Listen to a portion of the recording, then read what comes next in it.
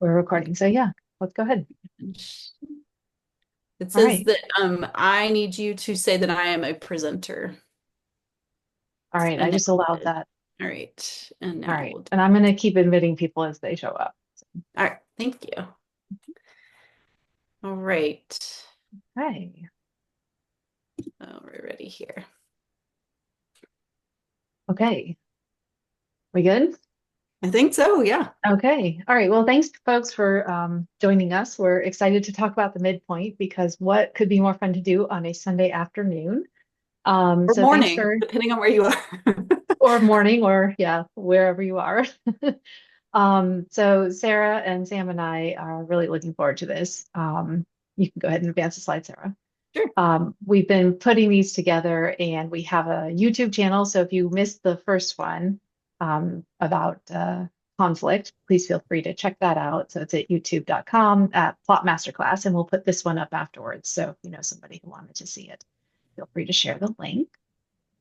And in the, go ahead, you can advance it. Okay. In I'm the ready. earlier one, we did talk a little bit about the retreat that we're putting together for Umbria this summer. So there's more details in that recording and also at the website if you want details on the schedule or the location or anything like that.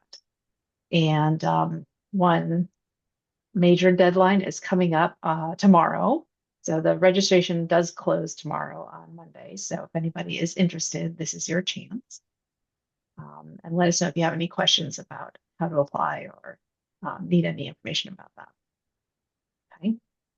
Is there any questions right now that we could answer real quick? Okay. We I will. don't see any hands. Oh, here we are. I have a question slide. I forgot. Yeah.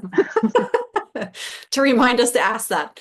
Yeah. You should have heard me after the first seminar or webinar that we did. I was like, did I wait too long for questions? Like, because I'm a middle school teacher and middle schoolers take a while to like think of what they want to say.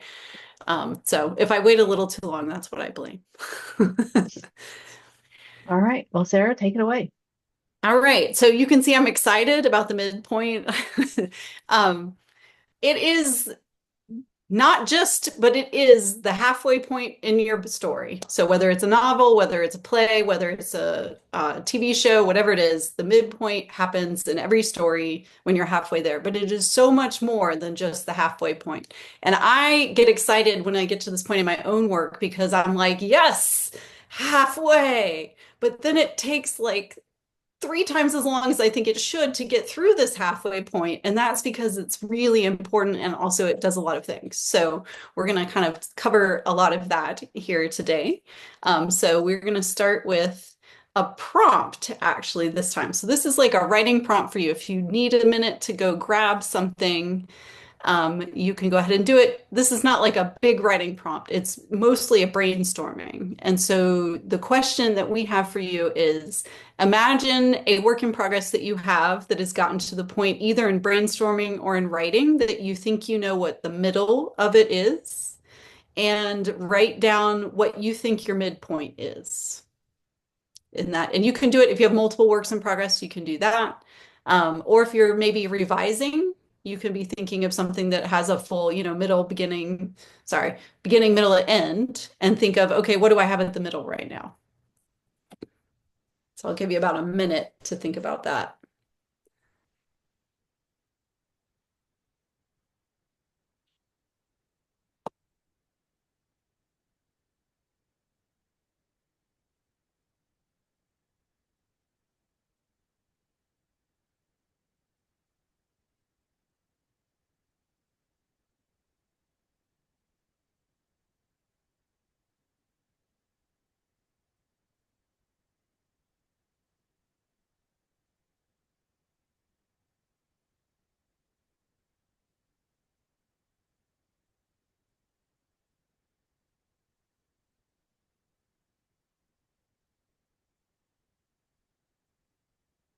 All right, so I think we've probably come to about the end of the minute. I still see some heads down. Are we feeling good? Can I get some thumbs up if we're feeling good or if we need a little more time? All right, cool. All right, so let's do a definition. A midpoint is much more than just the middle of your book or your story or whatever it is you're telling. It is a profoundly significant change at or near the middle of a story. And so you'll notice I didn't say it's a scene. I didn't say it's a chapter. I didn't even say it's a moment. The important word here that I want to use is this one. It is a change at or near the middle of a story. And sometimes it's called the turn. And one of a new craft book that is out is David Gill's The Sticky Plot Method. I think it's called that. And he calls it the turn. And so you'll hear, I try to use midpoint because for me, that's a more easier term for me. But if I switch and say the turn, I'm talking about the same thing here. But the most important thing is that we're talking about something that is very important to the story that changes in the middle. And so now something that I learned in my research, this is super exciting for me. We've been having midpoints in the middle of our stories since basically antiquity. One of the books that I was reading is John York's Into the Woods, a 5-act journey into story. And he talks about how even as early as like the earliest drama, like when Aristotle's talking about the different acts or whatever, there is a midpoint starting from antiquity all the way up to like the most modern of TV shows, movies, and novels today. So it's something that we've been working on for such a long time. And there's a reason for it that I'm going to talk about later. But this is just something I want to say. It's not something that like people in modern times have been like, okay, you have to have a change in the middle. And it's very like superficial or not important. This is something that humans over millennia have been doing in their stories. And that's why it's so important for us to learn to do it well in our own writing. And so there are actually 4 types of midpoints that I'm going to talk about here today. And so if you want to take some notes, you can, but I'll be sort of coming back to it and giving you some of these notes later too. So I'm just going to give them all here. There are some that are physical, some that are emotional, some are what David Gold calls catastrophic. And then there's a combination midpoint. And so I am, of course, as I say at the bottom, I'm borrowing this from the sticky note plot, and it is his way of describing the different kinds of change, right, that can happen. And so a physical change is where something happens to the hero's like body, physically in their body, or their physical state in some way. So his example that David Gill uses is Jaime Lannister's hand getting cut off in the Game of Thrones series. So Jaime Lannister, if you haven't heard it, if you haven't read the story or watched the show, he is the best swordsman in where he lives, Westeros, the entire place. And so this is part of his identity, is part of his power in the story. And then in the middle of it, he has his hand cut off, his sword hand. And so now from that moment, he has a profound change in his life where he has to learn to fight with his other hand or to do more without fighting, how to get what he wants without fighting. So that's a good example of a physical change that happens to him that also has, tons of other changes happens later, right? There's a lot of, he becomes a different character almost because he's no longer this like, almost swashbuckling kind of cocky hero. He can't fight anymore. So it's a very big change for him. The second type is an emotional change.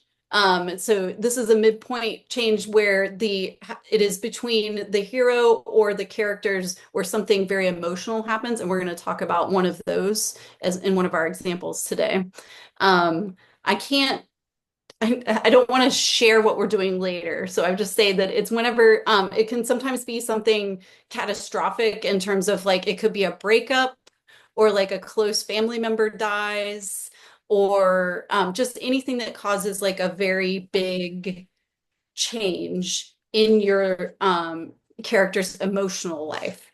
And it doesn't have to be dramatic. It doesn't have to be a death or a breakup. It could be as much as like in a lot of romances, it's a kiss. It's just the first kiss between that because that's a huge emotional change between the character and the love interest. And then the third type is a catastrophic change. And this, in David Gill's book, he talks about how this is often an actual disaster, like a hurricane or a tsunami or a plane crash. And like one example I could use is when in Titanic, when Titanic hits the iceberg, that's at the center of the movie, and everything changes after that, right? Like everything gets built up to that.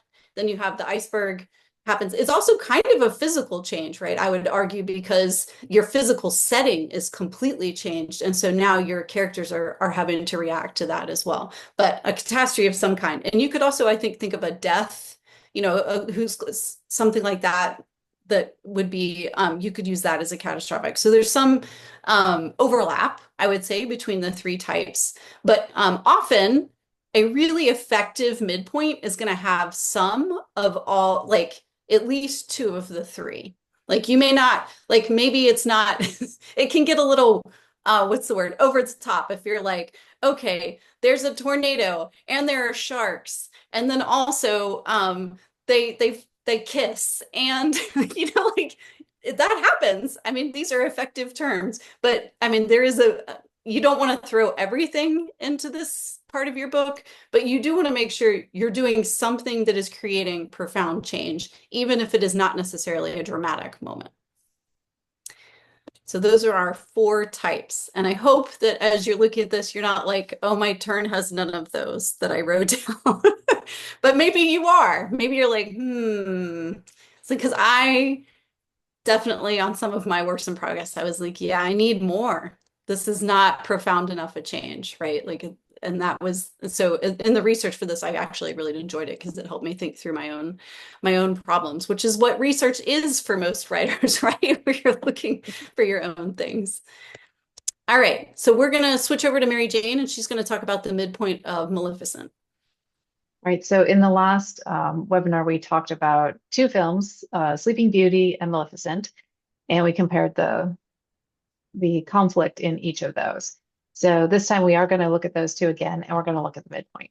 So the midpoint of Maleficent is when Maleficent tries to reverse the curse that she has placed on Aurora, and it doesn't work.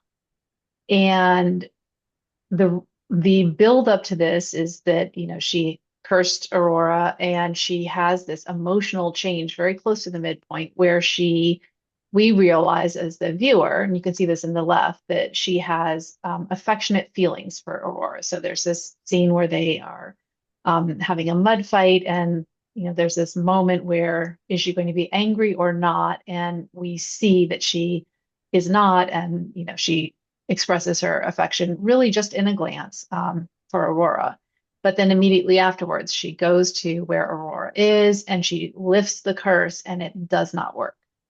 And that's the midpoint of the movie, both in terms of the timing, it happens right at 50% of the film, and then emotionally too, because she has really come full circle from wanting revenge on the king and cursing his daughter to caring about Aurora and trying to undo what she did. So the rest of the story has to be, totally different than the first. The first half is all about revenge. We hit the midpoint. She has changed. Their relationship has changed. And as the viewer, in this case, our understanding of her as a character has totally changed. So for that reason, the second half of the story is going to be really different. And a lot of times, people talk about the midpoint as this hinge where the two halves of the story are related to each other, but things have completely changed in the middle. So you can see that very clearly with Maleficent. Now, if we compare that to Sleeping Beauty, which I think is the next slide, here we have kind of a similar emotional change, but Aurora meets the prince and fall in love, and she comes back to the cottage where the fairy godmothers have been taking care of her and raising her. And it's her birthday, and they have made her a dress, they've made her a cake, and they say, we're going to take you to the castle, you're a princess. And she says, I don't want to go, I'm in love.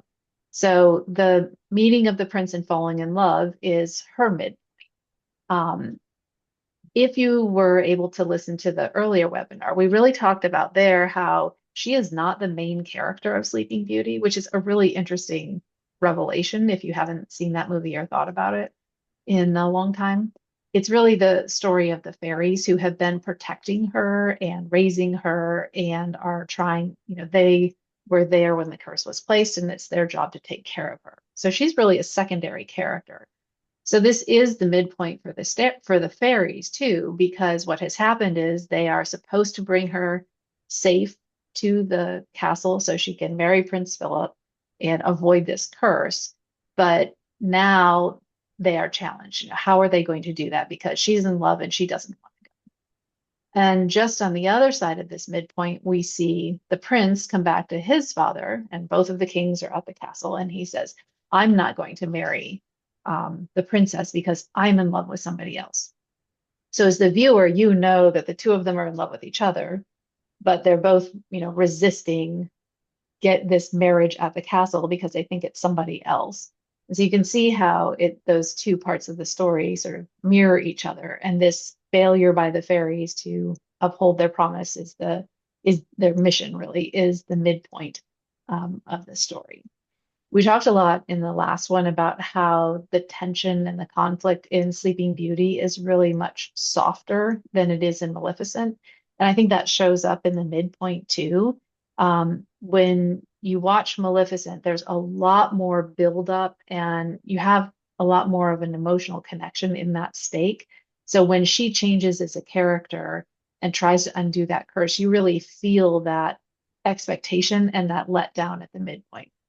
With Sleeping Beauty, I think part of it is because it's a familiar story, so we all kind of know what's going to happen. But even with a familiar story, there isn't quite as much tension and conflict in the story itself. So when we get to the midpoint, it is kind of a softer experience. She isn't going to go, but we know that somehow this will work itself out. So it's not quite as emotionally compelling as Maleficent was. Anything you want to add there, Sarah? Yeah, Either I one? actually was going to go back to Maleficent just really quick, and I Mhm. wanted to see if anyone wanted to venture what types of change might have happened here. Like, I know if you didn't get a chance to watch the previous webinar, it might be hard to know, but Maleficent is a retelling of Sleeping Beauty from Maleficent's point of view. And so it shows her entire backstory, and she's really focused on revenge until this very powerful moment. And then she tries this other thing. So I was just curious, does anyone want to guess on what kinds of change that we see in Maleficent? Um, I mean, Sarah, I would say, I mean, obviously Yeah. it's partly emotional, right? Like, because she has this huge change of heart towards Aurora. But I don't know, maybe to her, she also feels like this is catastrophic because she can't change it. So, Yeah, that's exactly what I would have said too. Because for her, it is a catastrophe. She's the most powerful fairy and where she lives, and she knew she made it powerful, but she still hoped, and so now it's like, well, now no one will be able to lift it, and she knows that. And then looking at Sleeping Beauty, what do we think here? What kind of changes and what kind of midpoints are these?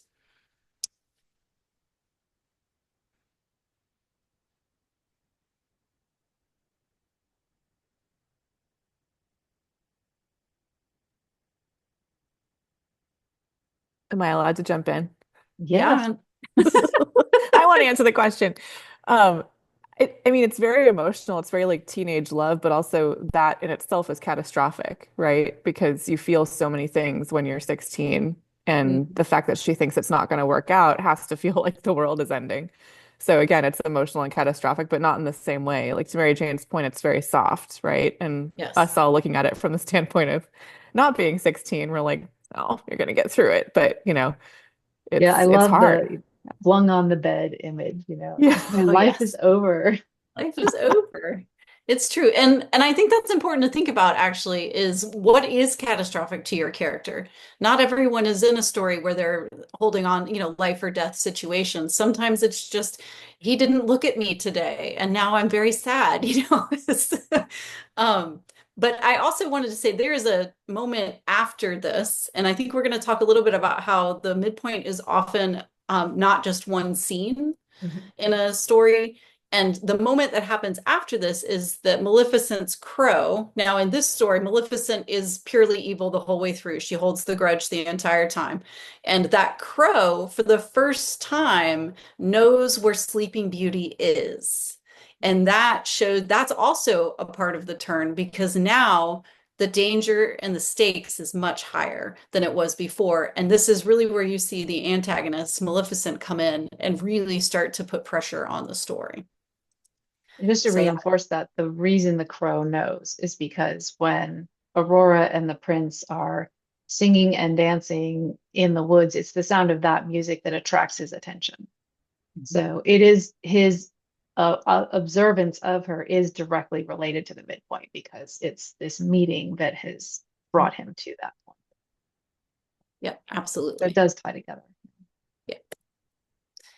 All right, so we've kind of touched on this already, but I think this is one of the most important things about the midpoint, is that it doesn't happen in isolation.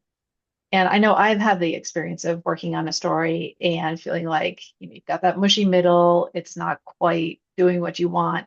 So it's like, well, I will put a scene in here that's going to be the midpoint. And it will be this big event, it's like throwing in the plane crash or throwing in the dead body or whatever it is. And then everything has changed because I put this thing in there. And as you can see from just these two examples and some of the others Sarah has shared, you can't just do that. It's not an artificial scene or event that you can put in the middle, but it has to connect to the rest of your story. So we've talked a lot about how it's that hinge, or how it's this connective moment.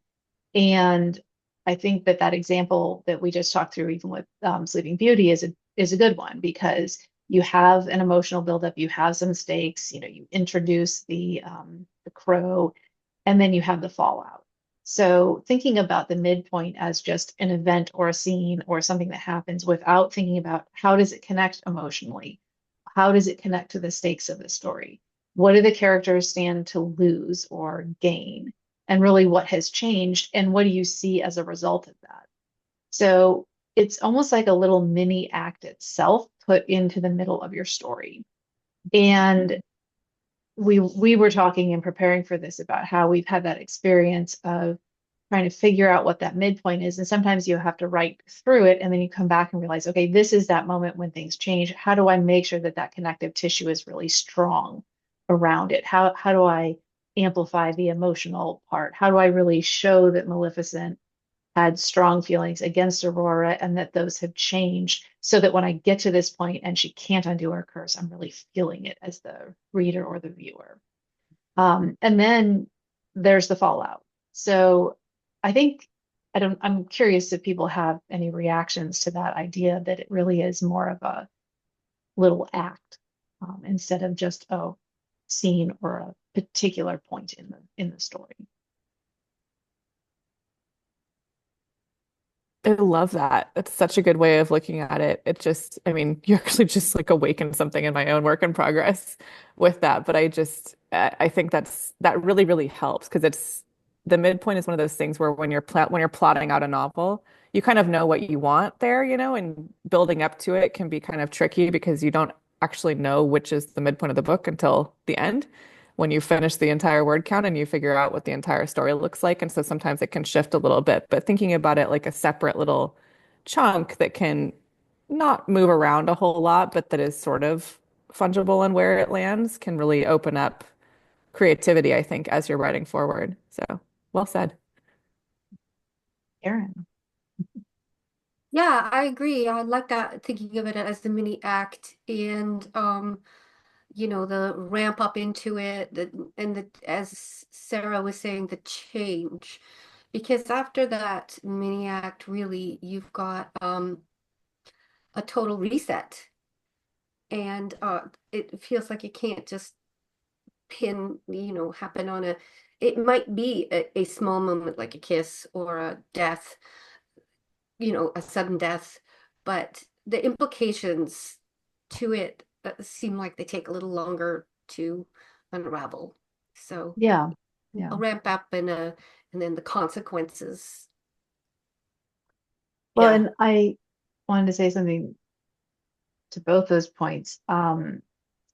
We were also talking about how the midpoint is sometimes, it happens over a couple of different scenes, or it might be in a couple different chapters. There usually is one particular event that you can pinpoint, say, this is the midpoint, but it has a few things going for it. And like in the piece I'm working on right now, there are 3 point of view characters, and they each have a midpoint. So the midpoint of the story takes place in 3 different chapters because each of them is going to experience their midpoint. And they each have things that have built up to that midpoint, and they're each going to have a fallout. So I think that can also factor in if you have a really large cast of characters. Sometimes people try to put all of the main characters in one place and have that midpoint happen all together, which can be very powerful.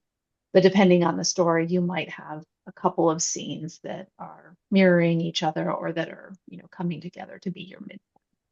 So I think it's important to think about your cast of characters as well. So, Mary Jane, can I ask really quick? So you're Yeah. saying, I haven't really done much on this dual point of view. So each one of your characters has a midpoint, but it's slightly different. Like their experience, because of their storyline, they're going to have their own midpoint. They don't all need to magically have this one. And it's all going to affect them slightly differently, but they're all going to help be enmeshed in some way. Yeah, I mean, the way it's working in mine is that there is a single event in the middle of the book, but we have 3 different chapters from their points of view about that event. So they each hit their midpoint in different chapters and scenes, but what's pulling them all together is they're all happening at the same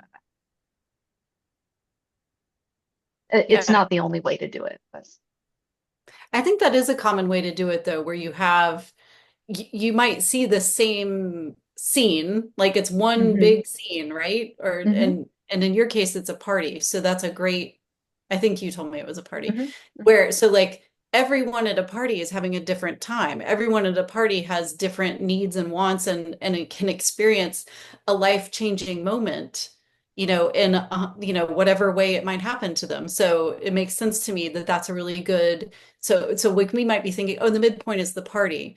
Okay. But when you're going to write it, you need to think about, if I have multiple people, what is the change that needs to happen for this character? Not just they're at a party and things happen and things go along. That doesn't make it as an effective of a midpoint as what you might need.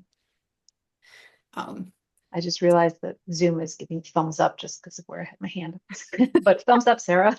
Karen's got her hand up. I just thought you were being like super positive. Thank you. I am. All right. Karen had her hand up on that point. Oh, Karen, did you want to? I have a question, yeah. Yeah. So you talked about different points of view, dual or triple points of view, and how that might work. What about the A plot and B plot? Do you find sometimes that the B plot might, in that party scenario, have a little bit of a moment too, come to a bit of a head too? Because that's what I noticed. Yeah.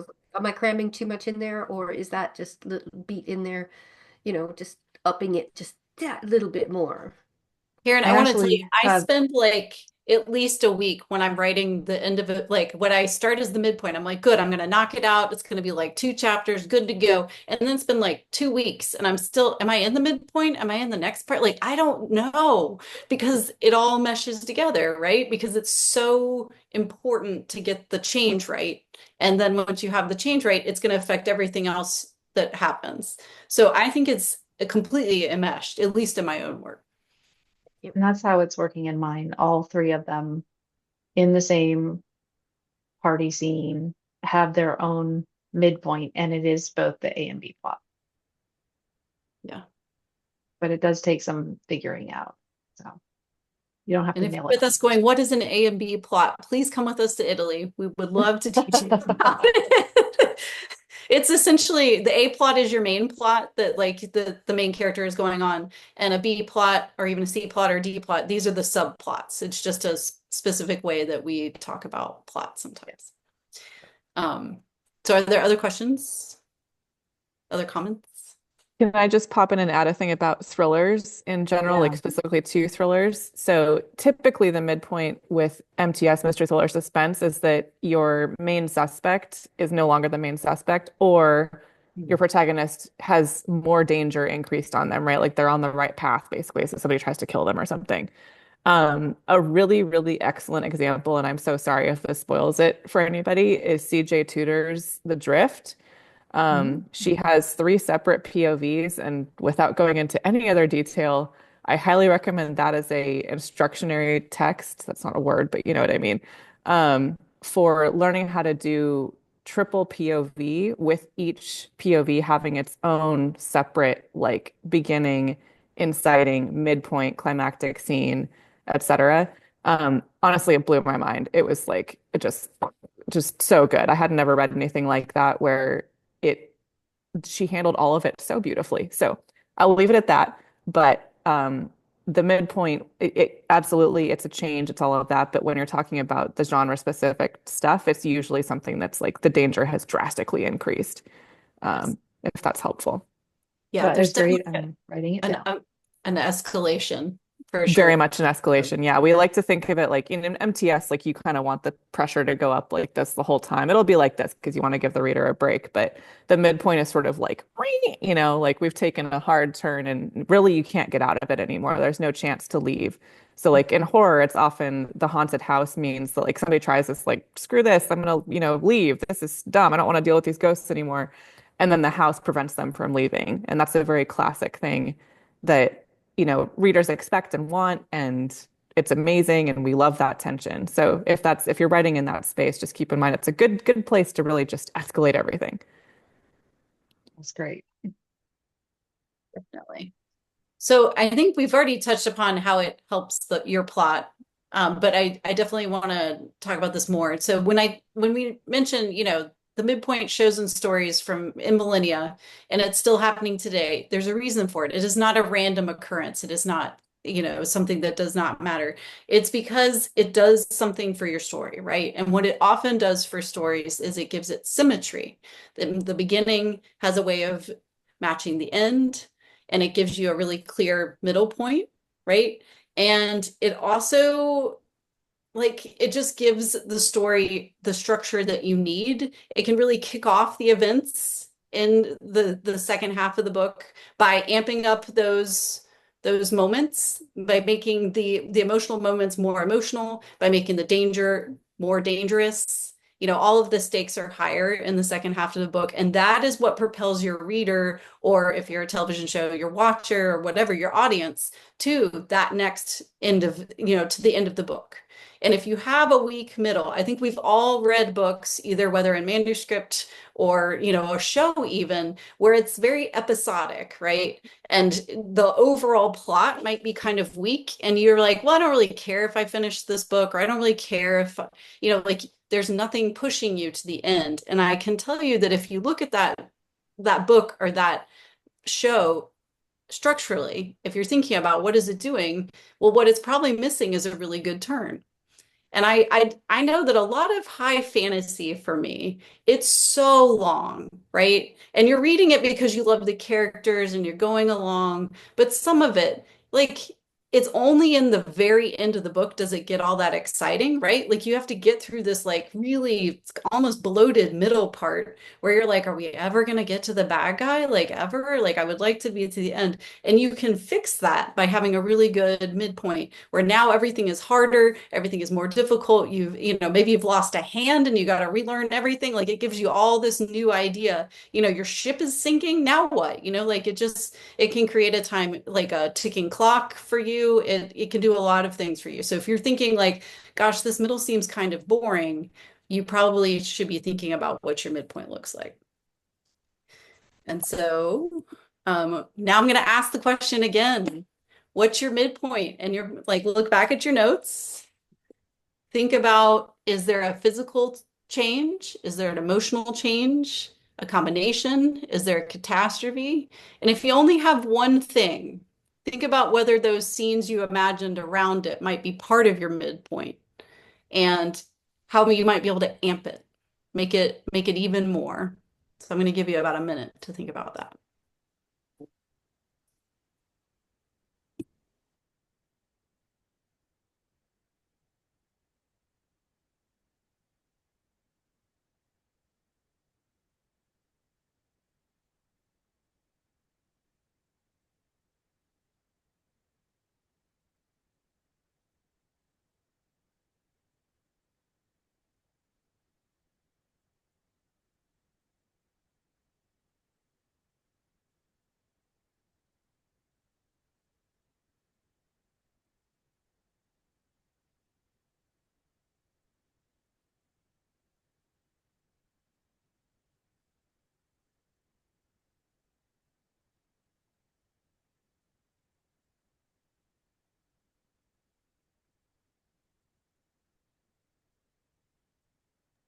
Okay, guys.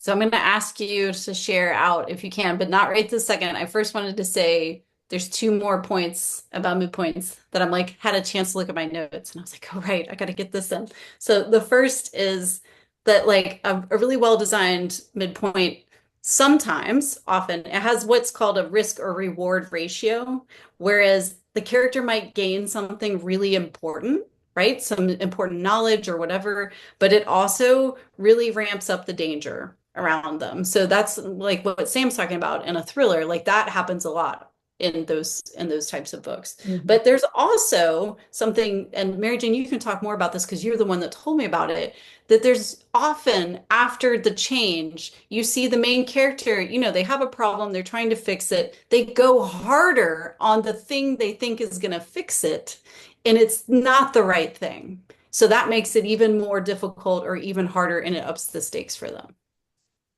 I think that's actually a really key point too, because in the first half of the story, they're trying to solve whatever their problem or challenge is in the way that they are most comfortable. So I haven't watched the Game of Thrones part that you're talking about, but if I'm a sword fighter and I'm trying to solve everything by violence, by fighting, and I lose my hand and I have to retrain, I might double down and try to become an even better sword fighter with my left hand in that example. So it's like go harder with the same tools and the same kind of emotional stuff that you have tried in the first half. It's like this doubling down. And so you can continue to have bigger and bigger challenges and more stakes, but it isn't until they finally get to that point where they are forced to behave differently that you can get to the resolution of the story, because it's not that's the payoff, right? That's when the protagonist's real change happens. And that is definitely something in my story for each of them. So does anyone want to share like what you initially thought your midpoint was, and maybe after thinking a bit more about it, you have some other thoughts?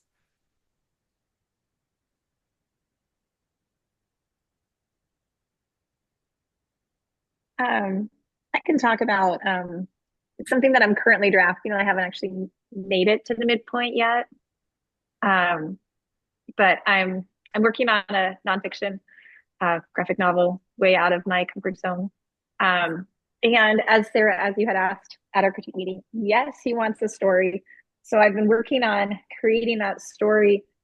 And so I have these, anyway, it doesn't really matter what I have created, but might not make sense to anyone. But my two characters kind of think they're kind of on this fun, goofy journey that they got stuck on because they snuck away to field trip. But my midpoint is when they realize that the time machine that they're in is broken and they have to fix it or they never can get back. But kind of how I've been looking at it, I'm kind of worried that mostly it's like been funny, and I don't know if emotionally like that it's going to resonate enough that the readers are going to care, or if they're going to be like, that'd be funny if they never could get back and they're stuck going back in time further and further and further to, so I'm trying to wrap my head around what I need so that the reader clearly doesn't want them to, be stuck. Feels like that's whatever's leading up to your midpoint. It's that mini act, what's going to make your reader care that they're stuck. Well, and just afterwards too, the emotional fallout from how they react to it. If they're like, oh, ha, ha, ha, it's, or if they're like, oh, ha, ha, ha, and the other one's like, well, I really do miss my mom. Like, or like, depending on the characters. And there's a lot you could do with that. I love that you thought of it that way, though, that like, you're like, oh, this is the middle, but now you're thinking of it on a more, like, it seems a deeper sort of question. You're thinking about what do I want my reader to get from it, which I think is a really important thing to do. Yeah, just to add to that, like the translation from your character's point of view of what the midpoint looked like is what's going to make the reader care. And to Sarah's point, you can have everybody react differently, which is going whoever the character that the reader most identifies with, it's going to be the one that kind of leads them. And you can manipulate the reader in, pretty easily that way by having them think like, this is no big deal, and then have an assumption that it's going to be no big deal. And then, of course, in the climactic scene, they realize it is a big deal or whatever. It can happen. But the reaction to the thing that happened is how you get through the next little bit after the midpoint. Yep. Great. Anyone else have midpoint thoughts?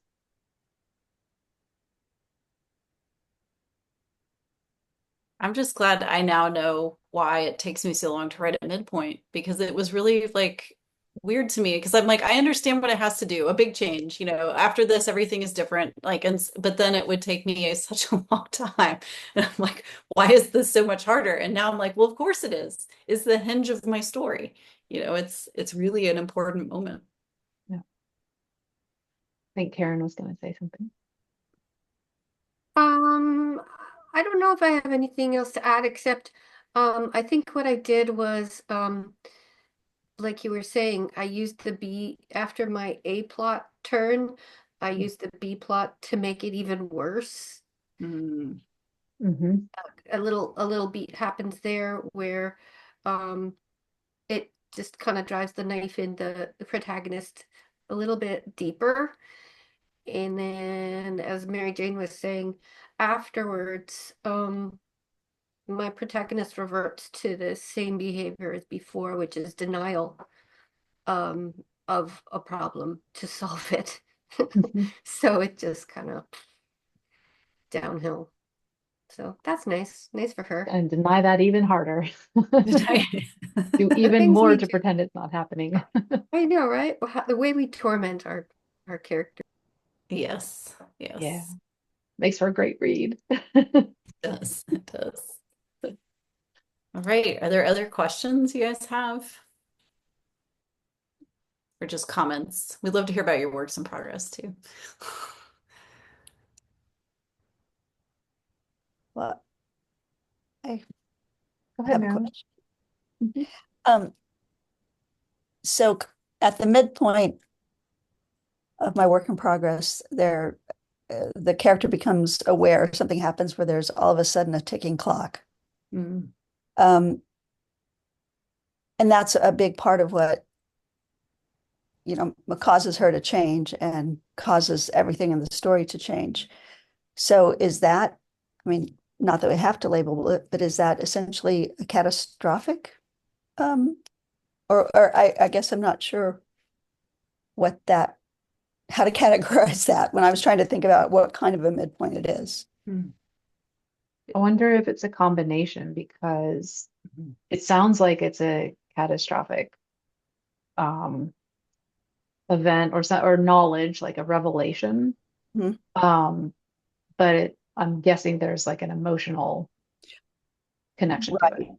That forces the character to do something that she was not willing to do, Mhm. prior to that point in time, something an emotional sort of thing. Yeah, I Well, think it's. Oh, go go ahead, ahead. Sarah. Just saying like what we were talking about before, where Sleeping Beauty has thrown herself down on the bed. Like, is that a volcano erupting? No, but is it a catastrophe for her? It is. So if you feel that feels catastrophic to your character, then I think you could definitely categorize it that way. Mhm. It also makes me think about what we talked about last time, where conflict is happening at all different levels. And I think that's true for a lot of story layers. And, it's true that you have action, you have emotion, you have the scene level details. And so any good story is this constant weaving of conflict and change and challenges. So I think with a really strong midpoint, it depends on what you're writing, of course, but usually a strong midpoint, I think, is going to have elements of all of them. So it might be primarily a catastrophe, but there's also an emotional layer. There's probably some physical change happening. It's almost like which ones are at the forefront and which ones are down below. And, when I think of the classic flat character like the James Bond story, where it's going to be the same story over and over and over, and he's never going to change. And we're watching it for sort of what's the creative plot and the thriller, but we also know that it's going to resolve in a certain way. That's where it's more single note. And I think most of us are writing stories that are more complex than that. And I just heard something on a podcast that really struck me as true, that for a long time we had, commercial fiction, and there are certain patterns and tropes, and that can get kind of boring after a while. And what readers are really looking for right now is a rich read. So give me a romance, but not just hit the plot points, also give me some of that character depth, give me that emotional feeling, give me the things that we tend to associate with literary fiction, but it comes from this complexity of the different layers and writing that really connects to us emotionally. And so it's not going all the way back to Victorian, give me pages and pages of description of the setting, but adding some depth and complexity to the story along the way. So I think that lends itself to things not being just one thing or the other, but really having multiple layers to them. I don't know if that helps you, Marilyn, but it helped me appreciate some of the ways that I think most of us are trying to write, where it's more rounded. Another thing that might be helpful is I completely agree, Mary Jane, with, that's what readers are looking for. And here's your thriller expert coming here to say, like, nobody really wants like the flat James Bond stuff anymore. I mean, there is a subset of the population that still reads that, and that's all out there. But like the ones that really grab me, like The Drift does this really well. You've probably heard the term like midpoint twist, climactic twist, all of those. Twists are basically just assumptions that are proven or misproven. And so a midpoint, like the Sleeping Beauty example, where she's assuming that he is going to love her, and then she finds out in the midpoint that she thinks he doesn't, and it's not going to work out, and that's why she throws herself on the bed, right? Am I remembering that right? It's been like 25 years since I've seen Sleeping Beauty. Anyway, it's all about an assumption, right? And so that midpoint turn, that midpoint twist is the proving that her assumption is correct, so she thinks. And as a reader, we know it's not because we've seen the other POVs. But when you're moving through a story like that, think about the assumptions that your characters can make and where those are coming from. Is it coming from some deep wound where it's like she thinks no one's ever going to love her, or, in a romance, like we know they're going to end up together in the end. So this is about the journey, but you can make that quite deep by having an assumption based on some horrible wound that everybody has childhood wounds. Like even if you had the most perfect childhood, there's going to be something that happened that you carry with you. And that's your emotional arc that comes to a head, usually in the climactic twist scene. But the midpoint can heavily fuel into that. And I like to tell people with thrillers and mysteries that the midpoint is where, in the emotional side of things, it's where they're really proving their misbelief. Like, nobody really loves me, and so I'm just going to go hard into that misbelief. And then it's proven incorrect in the climactic scene, usually. So if that makes sense, like you have the escalating tension for something going wrong, and the misbelief kind of does this in terms of how they're feeling about themselves and keeps going right down to the dark night of the soul, which coincides typically with the climactic twist. I'm saying a lot of things, but does that make sense? It's all about assumptions. And sometimes that can unlock things with characters. And so, yes, it's a genre specific thing, the twist thing, but I think that twists can happen in every genre because they're just based on somebody assuming something and then being proven incorrect or correct, incorrect usually. Yeah, I mean, I think often I'm assuming that if I do this thing, I will solve the problem, and I didn't. Or Exactly. I'm assuming this person is the killer, and I'm going to trap them, and now I have new information. It says they're not, and I don't know what to do. Yeah, like in Maleficent, she assumes that she's going to be able to break the curse, and she can't. Right. So now she's at a loss.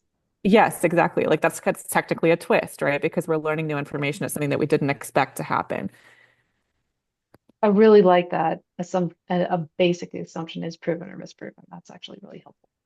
Thanks. Yeah. I had to go back and reread some things. I mean, and you can even do that with losing a hand, right? Your assumption is you're going to have your hand your whole life. Like that's a pretty big assumption. Reasonable. Right? Like, I mean, I assume I'm going to have both my hands. Like I've never once woken up and been like, you know what would be bad? So yeah, True. I completely agree. I hadn't thought of it in terms of assumption versus and that being proven or disproven, but that's exactly what it is. Yeah, for sure. Or Jamie Lannister's assumption could be that I can solve anything through sword fighting. Hmm. Right. Oh, yes, exactly. And And then then he has to grow, in order to get through that. Yeah. Yeah. Yeah, once you it's interesting where going back to the question for before about what type is this.